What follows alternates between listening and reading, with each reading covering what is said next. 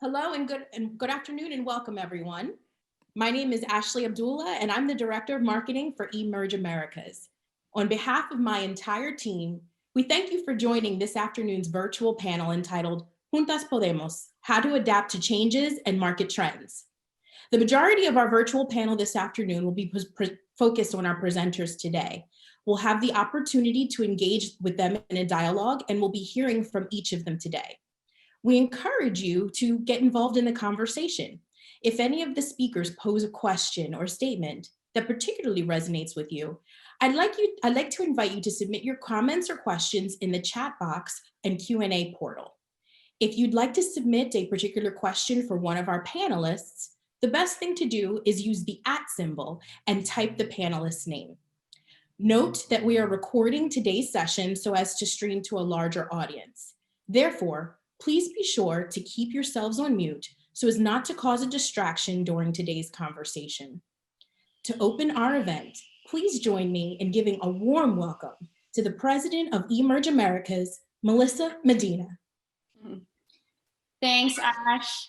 And before we get started, I want to give a very special thank you to Ashley. Ashley is not only our Emerge Marketing Director, but she's an all-around rock star who really has done an incredible job in helping put this event together. So thank you, Ashley, from the bottom of my heart. Thank you to everyone that's on this call today, and a very warm welcome to all of you. Thanks for taking the time to join us today.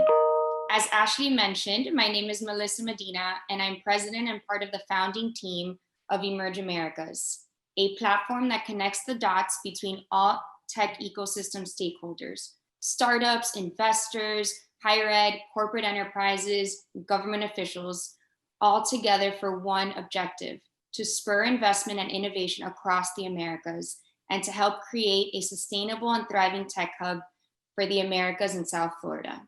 Each year, we host an annual global signature event, the Emerge Americas Tech Conference, which convenes more than 16,000 attendees from over 40 different countries.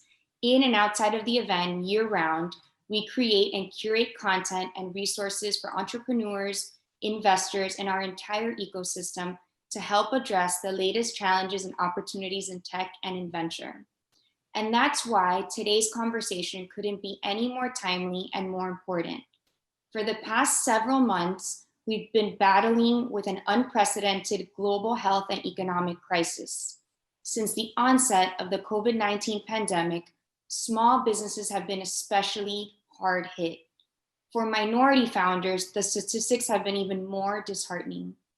About 90% of minority and female small business owners have been or will likely be denied PPP loans. It's also predicted that more than 50% of Latino-owned businesses will not return post-COVID. These stats are extremely disheartening and worrisome. This is why we are very proud to announce that we've partnered with Ford Motor Company, Ford Motor Company Fund, and NDC, National Development Council, for the launch of the Ford Driving Dreams Latina Entrepreneurs Initiative, a unique collaboration to provide access to capital and tools that create economic development for Latina entrepreneurs. The collaboration between Emerge and Ford Fund started several years ago, always with an emphasis on empowering entrepreneurs, finding innovative solutions for social entrepreneurship, and on providing access to opportunities and innovation. To provide more context about the exciting and newly launched initiative, Ford Driving Dreams Latina Entrepreneurs, we are joined this afternoon by Joe Avila, the manager at Ford Motor Company Fund for US and Latin America. In his role, Joe directs and oversees Ford's strategic,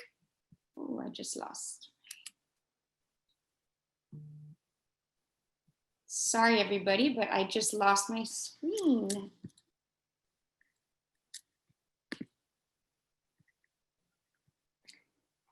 Joe, please take it away. Apologies for that disruption. Hey, no worries. Gracias, Melissa. Good afternoon. Buenas tardes a todos. My name is Joe Avila. I'm the manager at Ford Motor Company Fund. and the philanthropic arm of Ford Motor Company. And on behalf of Ford, it's really, truly an honor to be here today in collaboration with Emerge Americas and NDC, or National Development Council. On behalf of all of us at Ford, we're really, really excited to kick off the Ford Driving Dreams Latina Entrepreneurs Initiative, designed to strengthen and support Latina small business owners. This new initiative will provide access to capital, educational resources, networking opportunities, and other business development tools for Latina small business owners.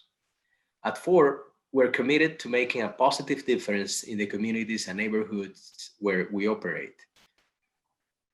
As we all know, and Melissa was describing earlier, Hispanic has been significantly impacted in a negative way by the COVID-19 crisis. As she shared, 90% of minority and women owners were shut out of the Paycheck Protection Program. Our goal with this program, the Ford Driving Dreams Latina Entrepreneurs, is to help alleviate the impact of challenges due to this pandemic by providing critical support for Latina-owned businesses, helping them overcome current challenges and develop plans for future growth. As many of you know, during the pandemic, Ford also had to adapt to meet the different needs and demands that we were facing. And there was a specific urgent demand where we have to actually adapt our plans to support first responders and healthcare workers. We saw the immediate need and took action by developing personal protection equipment and ventilators. For it's not just about making or selling cars and trucks.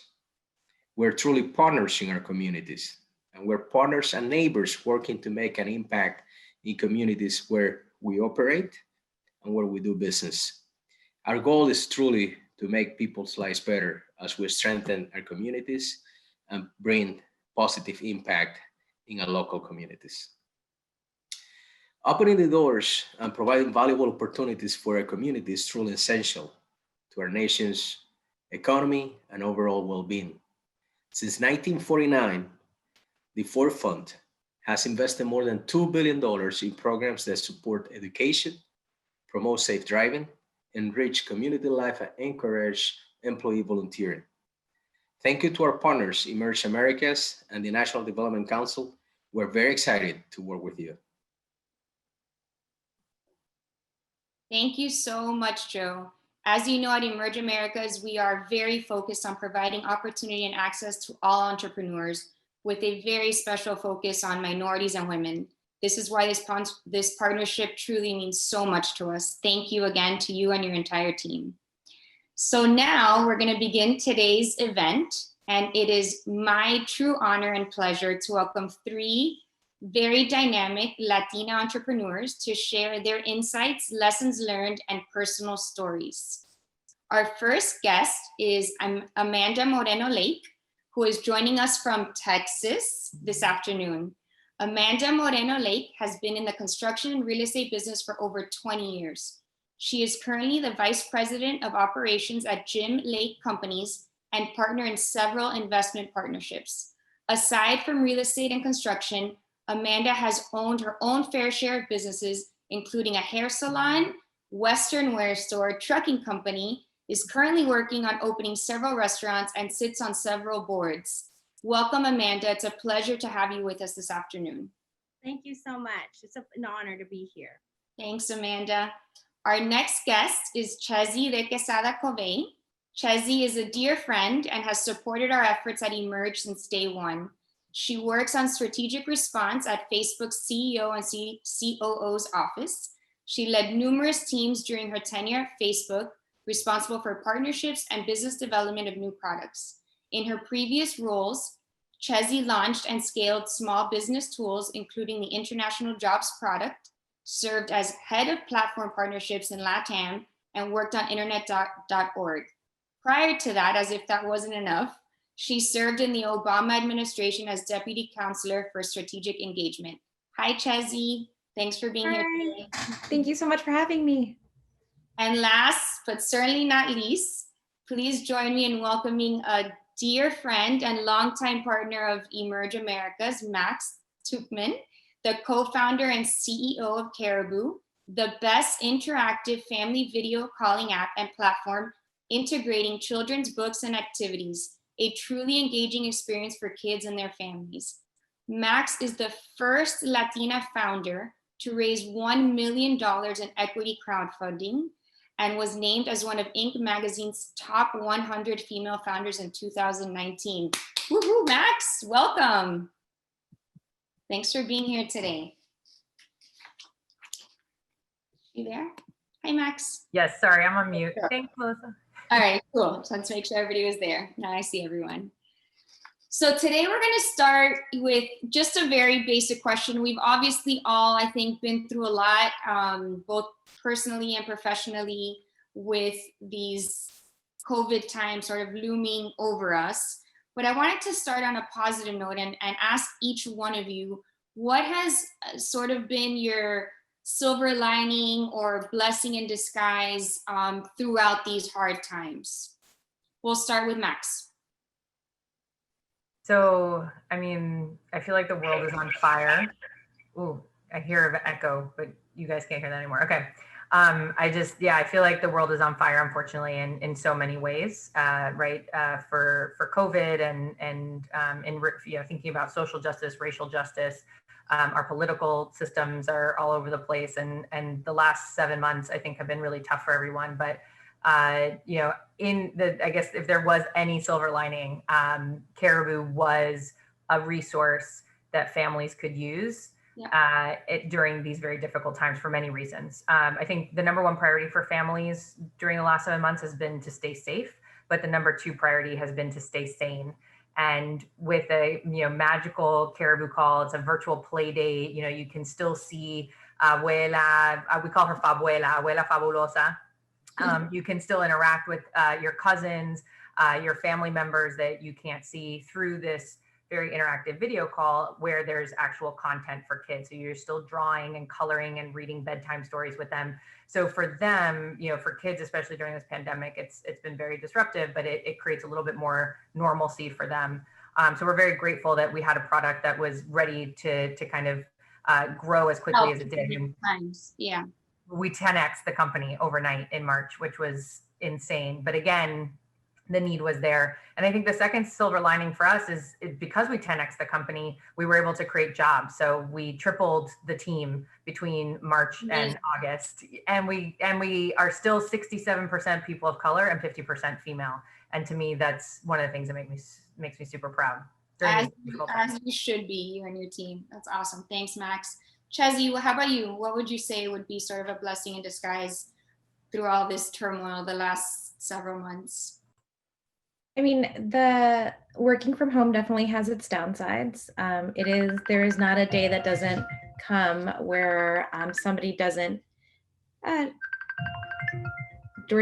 interrupt my workday because they need to use the bathroom, or because a little sister has grabbed something that they weren't supposed to grab. But I have a 4-year-old and an 11-month-old now, and being able to see them every day is definitely a blessing in disguise. And I'm sorry that the portal is going off at the same time. I'm like, I think that's coming from you, Chezzy. I'm sorry, I would mute if the question wasn't Don't to worry. me. This is it's like truly happening in real time. There's always 17 million things going on. And I think it's been really, really, really excited to see the resilience that people have. I mean, even ourselves, Melissa, you once told me this and it has stayed with me. I think since you've told me, it is one of those things that I carry with me. But your ability to change to situations and to grow depends on what life asks of you, and the responsibility, your ability to handle responsibility grows with the demands that life asks of you. And I just feel that I told you that? You told me that. I need to tell myself that again. You awesome. Told me that. And that has been for me sort of the really clarifying part where I understand that, and I've been able to see how people have been able to change and to sort of grow for responsibility. And that's been amazing. That's awesome. Thanks, Chessie, and thanks for that reminder. I need to remind myself of that too. Amanda in Texas, how about you? What would you say is sort of a silver lining over the last, whether it could be personal, professionally, however, whatever you think. I would really say just being able to spend time with family. Yeah. That I didn't get to spend before, just due to the fact that I had so much work. And I actually started just cooking again and just spending quality time with my family, my children, my granddaughter. You know, also realizing that we at Gem Lake Companies have a wonderful team here, that we were able to pivot. We're so used to having the face-to-face business dealings that we have and meeting with people, but we realized that, hey, look, this is what we're going to have to do to be able to stay safe. So it would be two things. It would be the quality of time that I've been able to spend, because never before did I have that opportunity, as much time as I have here with during COVID, but also having a great team, because nobody grows by themselves. You grow with people that surround you. And we just have a wonderful team here, and I'm just blessed to have a wonderful family and friends. That's awesome. I'd say, very similar, just finding that extra quality time with my kids and my family has definitely been incredible. And I think something in a professional level that I would share is that our Emerge team is like a family, and we've thrown out some crazy ideas over the last couple of years that we have felt that maybe we didn't have enough time to actually like flush out. And I feel that during these COVID times, we've had sort of that courage to say, no, now's the time to flush them out and try them and see if they stick. So I'm understanding, a little bit of everything that you guys shared. Amanda, I'm gonna stick with you for a second, because you've experienced building multiple successful entrepreneurial ventures. You've built hair salons, Western wear stores, restaurants, and you're a successful commercial developer. Yet a recent article in which you were interviewed quoted you explaining that you've encountered gender discrimination throughout your journey, which has been a key to success because people underestimate you. What insights and advice can you share for fellow Latina entrepreneurs as they navigate similar experiences? I believe that when you're underestimated, it gives you an opportunity to be challenged and never giving up. And I would also say that building relationships, because if you don't have that relationship, how are you going to grow? So for me, would be work hard, don't give up, build those relationships, and really honestly, stay true to who you are and what you know. Absolutely. Max, Chessie, have you guys experienced that before? Some sort of discrimination for being female or Latina? Like all the time? Yeah, exactly. Any advice, examples, anything like that either of you can share as well? Chessie, go ahead.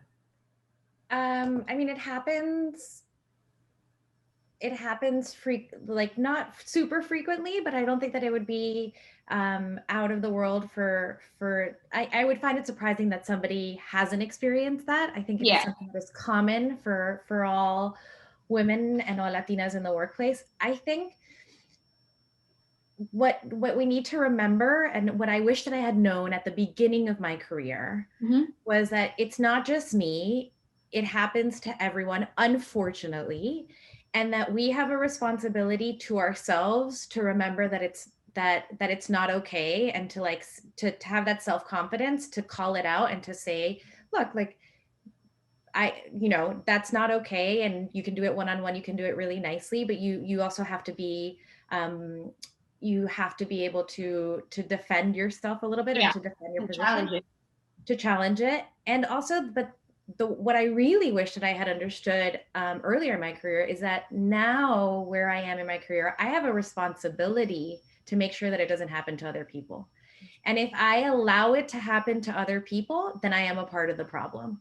And so I very much feel that sense of responsibility and of calling people out when I see something, when somebody says, oh, I have this great idea, and it's something that somebody that's perhaps deemed to be more junior, or that is Latina, or that is, you know, anything, and calling it out and say like, this person already said that, as just an example, or making sure that when, you know, we're going around the room to give feedback on something, that we call up and ask for opinion from those folks, and that we make a seat physically at the table one day when I hope we're all back in person together. Yes.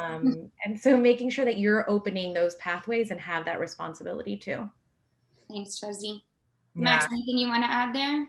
I like Chessie said, unfortunately, right? It's a lot of microaggressions. A lot of times it's things that you can't really put your finger on, or it's things people are insinuating, or it's things that they're not saying because they know it's not right to say. And it's death by 1,000 paper cuts, right? It's a lot of just small things that add up. And so just to be proactive about like what to do, right? How do we kind of combat it? And Chessie, I think that's absolutely right. Like we have to call it out. We have to name it. We have to make sure we're not part of the problem. We have to make sure that we're mentoring. And mentorship is, it's sponsorship really, right? We have to sponsor women and people of color, and make sure that I call it the Harriet Tubman, right? Like if you got somewhere, make sure that you go back and grab others and bring them to wherever you are, and make sure that they're just as successful as you. But one of the things that I did is as a founder, I'm always pitching investors, and very early on, I had my team slide at the end of my deck because it was about the company, it was about the product. And what I found and actually heard was that people spent the entire pitch looking at me and being, oh, well, she's a little Latina from Miami. I wonder if she knows how to run like what her role is, right? First of all, yeah. Why is the assistant presenting? Por favor, first of all. Second, they spent the entire time being like, what does she know about running a business? If I were to give her $1 million, would she be able to manage it? And then I get to my team slide, and there's a Harvard Business School logo on it, right? So I got the feedback that like everyone spent so much time during the presentation wondering if I could run my business, and then seeing the logo and being like, oh, she's gone to Harvard Business School, oh, she must be somewhat qualified. So I moved the team slide. So you just have to be like, you just kind of have to know and understand the intrinsic bias that people have, and especially about you. And then you have to try and proactively preempt it. So I moved my team slide to like slide 3. It was like, Caribou's amazing. By the way, I have a business degree. You're gonna be fine. I am, and this is my team. That's awesome advice. That's great advice, Max. I'm gonna stick with you for a second, Max, and ask you a question. You mentioned sort of in the intro that your business grew 10 times in March, which is fabulous and amazing, especially in these times.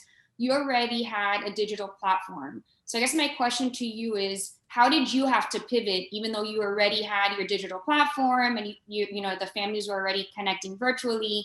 What did you have to do differently? Was it about scaling? Was it about growing your team? What was the changes that you had to make rapidly March, April?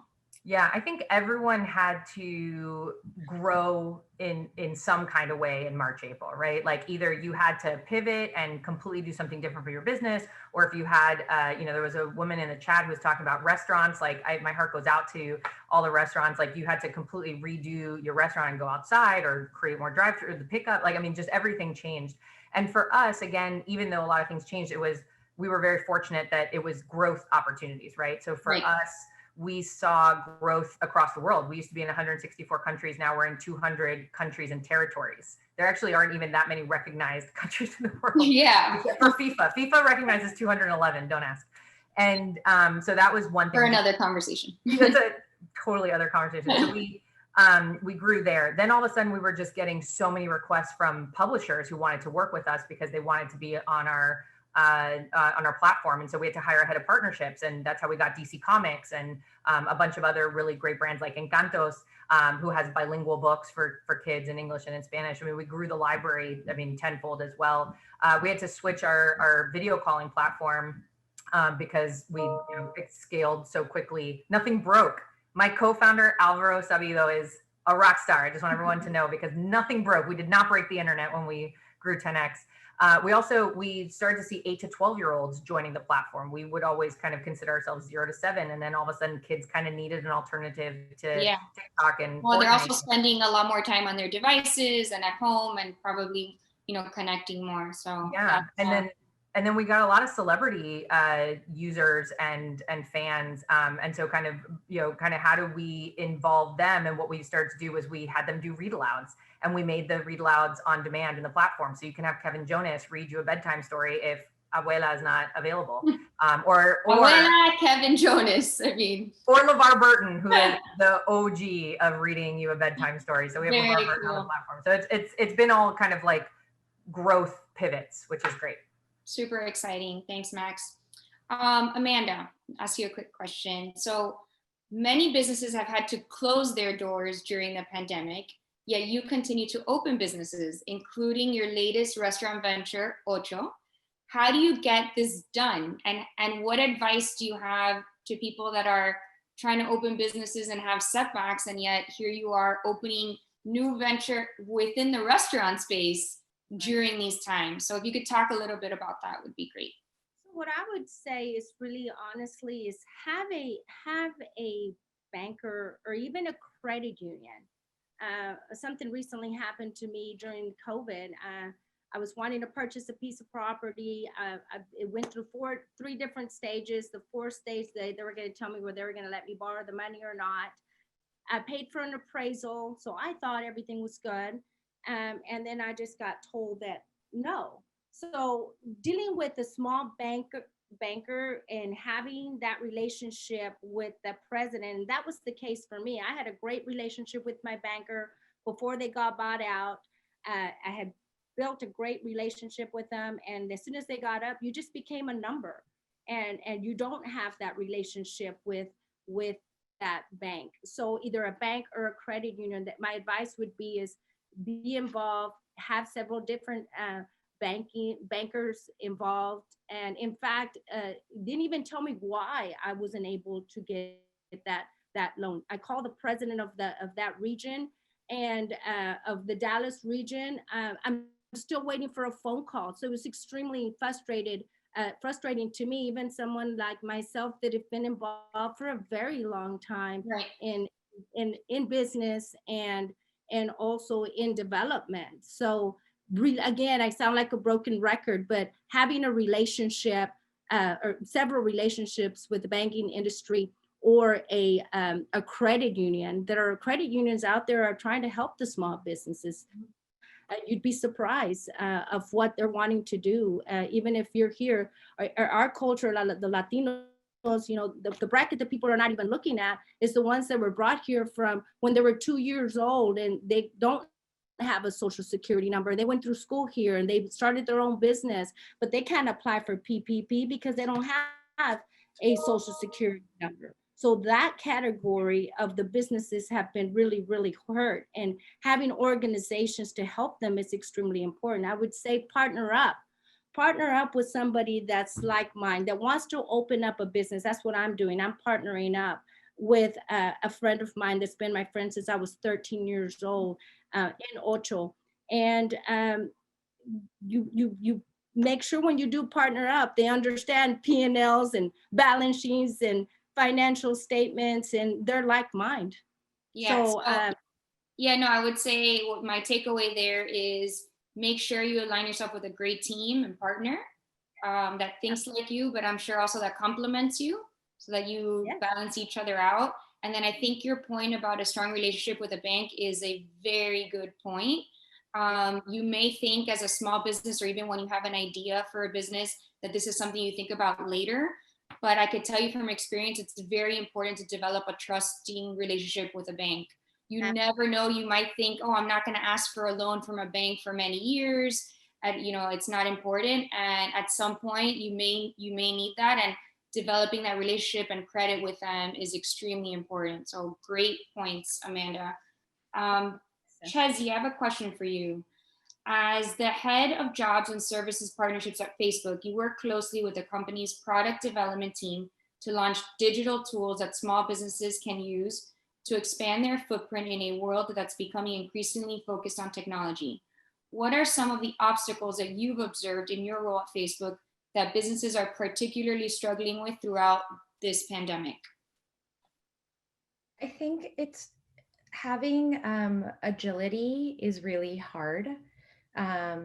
It's not something that most most businesses are individuals, right? So we talk about businesses, and when we're talking about, we have this idea, like my head immediately goes almost to like a Jetsons like world where like there are like, everything is sort of like operationalized and scaled, and you have robots that are helping, but that's not what most businesses are.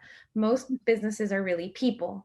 And at the end of the day, what you're talking about is people that are building their life's dream and that are doing it with passion and grit and effort and a lot of sweat and tears. Yeah. And so when you are required to pivot in a place where sometimes you don't have as big as cushion as you want, or ideally would have, those pivots are difficult. And when one of the things that we worked on in the jobs and services products was really understanding the needs of entrepreneurs and of small business owners, and of making the tech accessible to as many people as we could. And when we started the product, there was clearly a disconnect in between what Silicon Valley, like what our team of engineers, who are brilliant and lovely, but most of them have never run a business before, understood that people could do and what businesses could actually do. And so we spent a lot of time on the ground trying to really understand the needs of the businesses and then building things that allow them to adapt.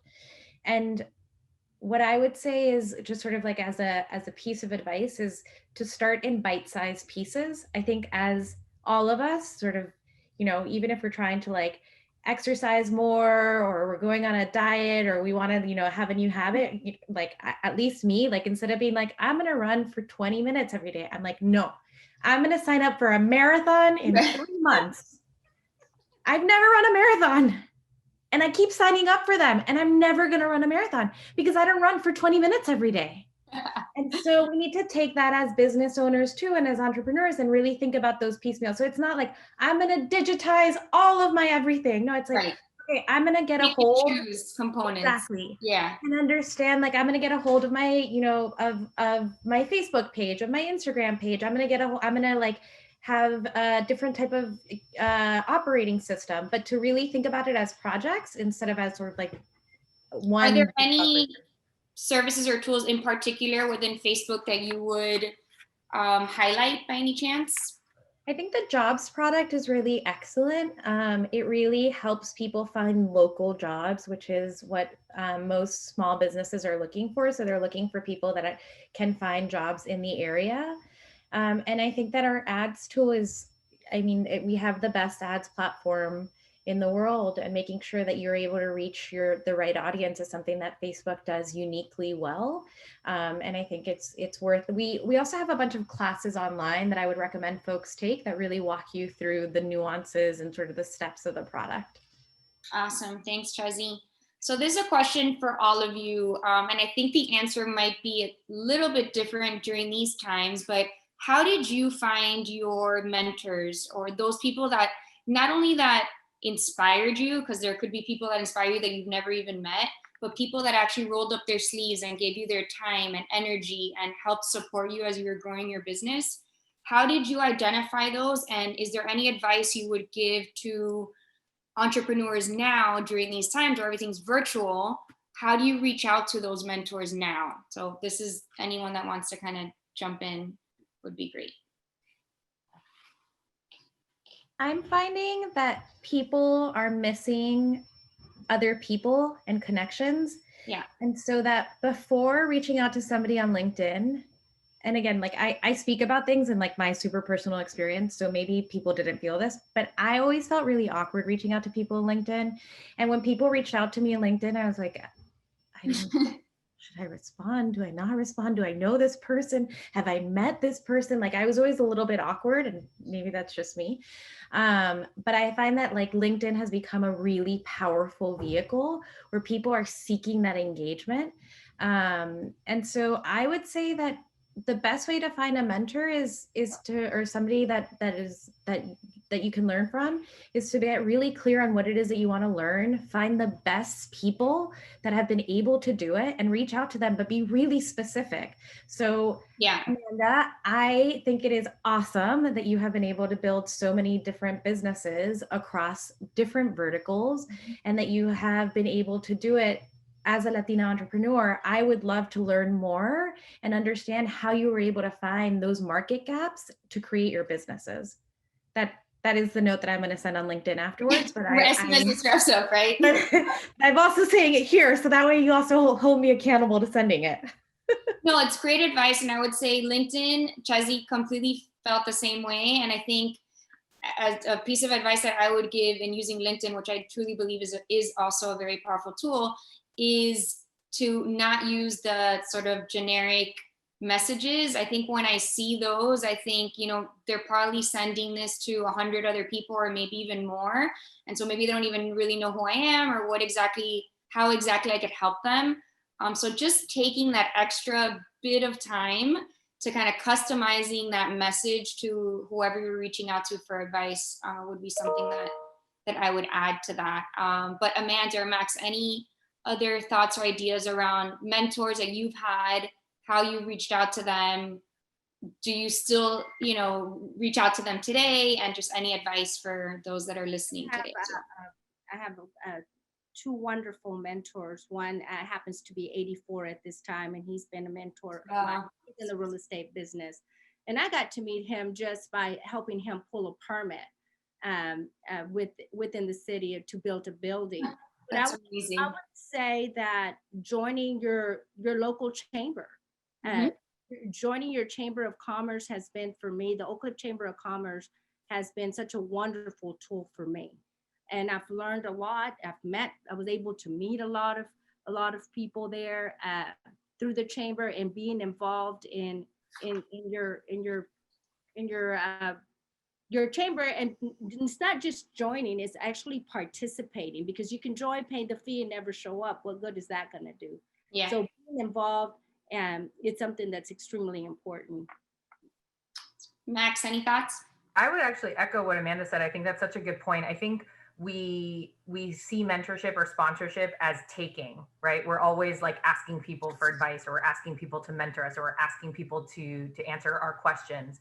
But I actually think the best relationships are built when you give first, when you give something. And it usually is just, there's a lot of people that are posting thought leadership on LinkedIn or on Twitter, right? So if there's someone, so Chessie, when you're trying to get Amanda to be your mentor, you could find all the things that Amanda is posting on Twitter or on LinkedIn and comment on it and add value. And I think when you show someone that you can add value, and again, you don't really even, like, I think we always underestimate ourselves for like how much value we can add, but everyone can add value.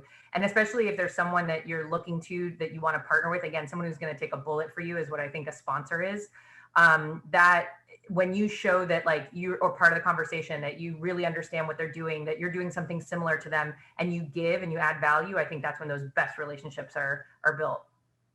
Awesome. Thanks, ladies.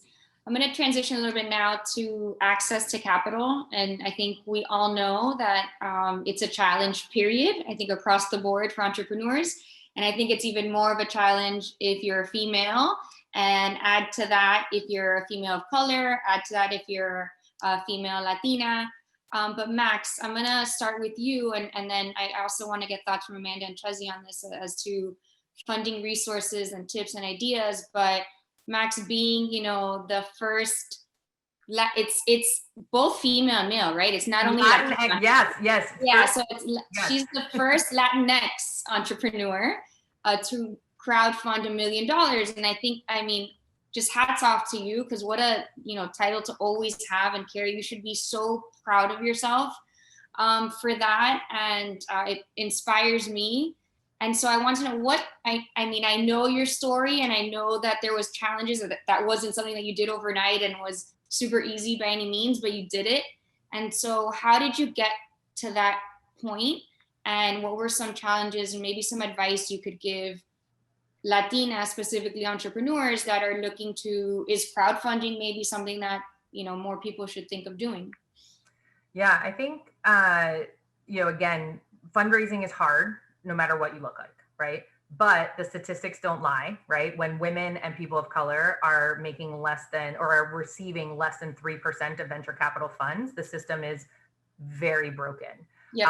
And we know that there's a ton of bias in the system. We know that investors are usually male, and so they're bonding more with male founders, and there's a lot of informal stuff that's happening that women are being shut out of because Me Too and Time's Up, and now with the pandemic, right, it like we kind of leveled the playing field. By now we all have to do Zoom, but apparently people are meeting in Clubhouse and Lunchbox and whatever the hell is out there that people are using to kind of informally build trust. Because if you think about it, you're giving someone money and you need to trust them and you need to build that trust. So it makes sense that we're trying to figure out how to do that.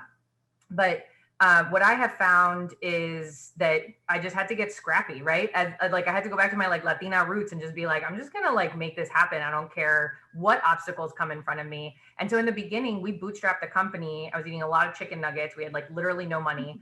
And I did pitch competitions, because I was like, all right, no one's going to give me money and I can't go to a bank and get a loan. How do I win cash? And so I went and did pitch competitions, and I was the winner. And you nailed them. I did. Well, it was like the 10,000 hours theory, right? Like if you've done enough, you end up being pretty good by the end. And it was amazing. I don't mean to interrupt, but I think that just that in and of itself too is maybe there's certain pitch competitions that entrepreneurs out there haven't thought of or looked into, and the amount of exposure that you get from those is incredible. It's free marketing, right? So it also makes you a better entrepreneur because you're hearing the questions and you're building your network. So the pitch competition circuit that I did actually is what led, I think, to the equity crowdfunding being so successful, because throughout the years doing pitch competitions, I built, a network of 5,000 close family and friends. And when I launched the crowdfunding campaign, we had that sort of foundation ready to launch. Yeah. And I think that really helped. And then obviously, there were a lot of glamas that we call them glamorous grandmas. They wanted to invest in the company. That's what my mom considers herself. So or she's actually off Abuela. That's awesome. So I think, to all the Latina entrepreneurs who are listening, my advice is VC is going to be hard it's just going to be hard. And so you've got to be scrappy. And I think VCs, the first round that we actually raised, I think people were just impressed that I was still there, that I was still alive, that my company was still alive. That was half the battle. All right. Thanks, Max. Amanda or Chezi, any advice for just access to capital, whether you've raised funds or not in the past, just, any ideas or thoughts around the subject?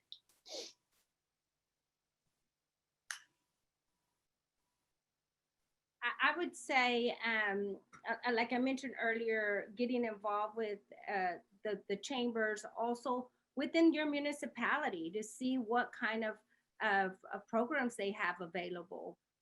There is a lot of our municipalities, our cities are working to try to create programs to help small businesses. Yeah.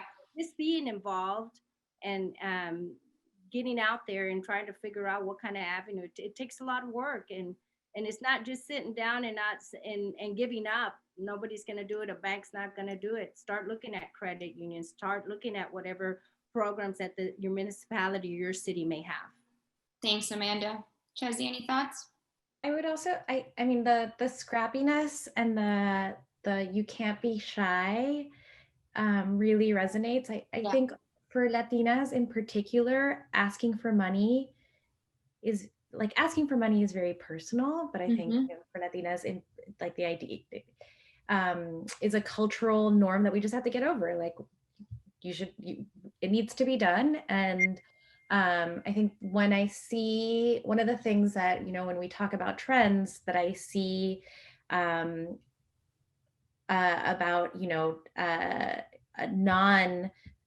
people of color and non-women is that they're shameless, right? They just ask for exorbitant amounts of money.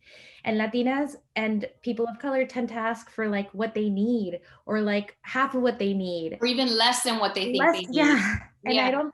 And you should leave that shame at home, or, you know, practice the shame outside the door, and then go in and ask for the moon. And if they say no, or they give you half, that's fine. You don't have to go in already pulling back on your idea because of the perception of somebody else. Yeah. And then I think, like, all of us have said this a little bit during this conversation, but I think it's also about paying it forward. So teach other people how to get about the pitch competitions, teach them about equity crowdfunding, and making sure that they know that that's a tool available for them. When somebody reaches out and wants, you know, advice and wants to, or ask you to invest, like, really do your diligence and see if that's possible, and be an advocate for other people in your community. Absolutely. And I know that all three of you are excellent advocates for people in your community, and great advice, I think, all around. Ash, I was going to ask, are we ready for some Q&A from the audience, or? Yes, we are. And we have a few questions that have been posed today. So the first one is actually submitted by an anonymous attendee.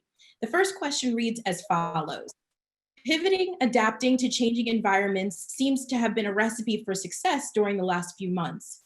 Would love to hear examples from the panel as to how they executed those pivots, and any tips for other entrepreneurs to acknowledge and embrace the needs to adapt and change in order to succeed. Awesome. So I guess advice with pivoting and how you made those pivots. If anyone wants to chime in. I love what Chessie said, right? It's like, you have to be shameless. Like, I mean, if you're going to be an entrepreneur, this is so damn hard. I just want everyone to know this is really freaking hard. And you just have to wake up each day and be like, I'm going to crush it.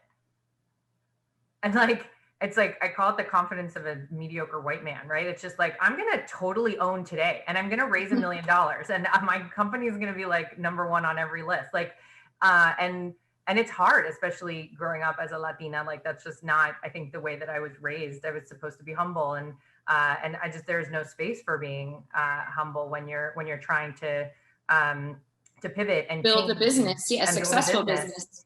And then the second thing I would say is hire people that, or if you can, or surround yourself. Maybe you can't hire them, but surround yourself with people who are smarter than you.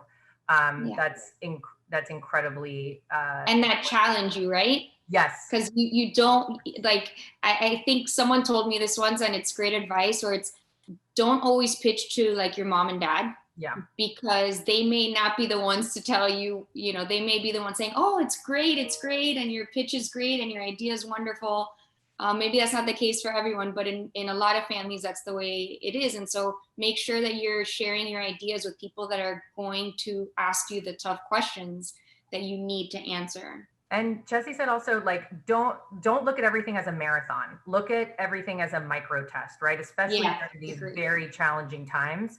You know, test things, like try little things, like don't overcommit yourself so that you can pivot and you can be more nimble right now. For sure.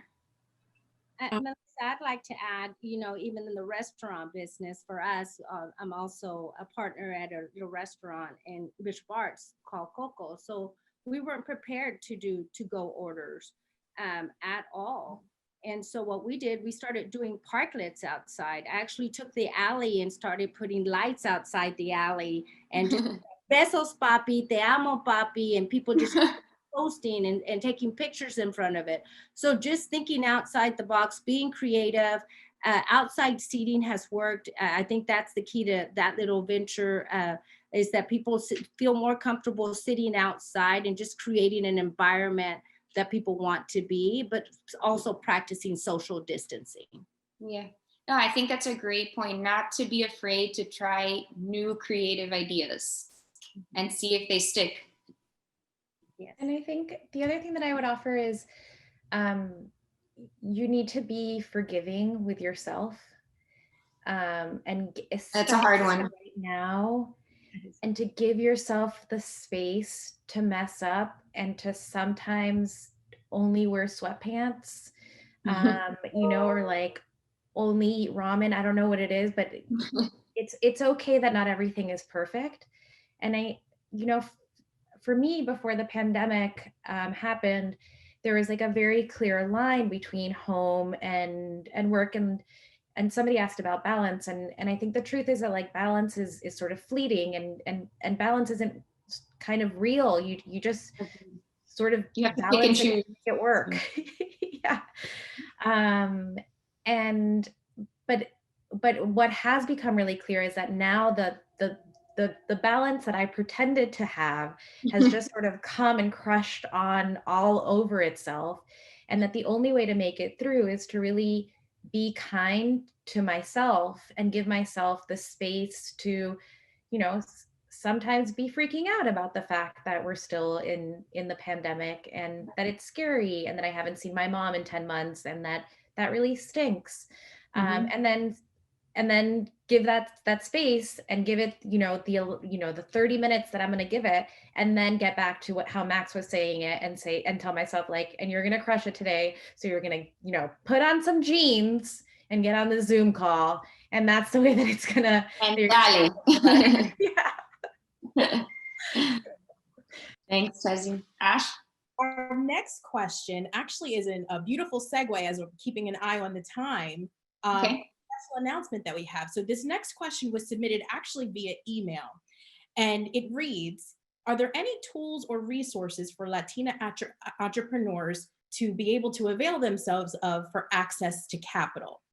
Instead of answering this question, I'm going to segue to Mr. Joe Avila. We're going to bring him back for a special announcement. But before we do, we have a special video for all of our guests to see in lead up to this announcement. So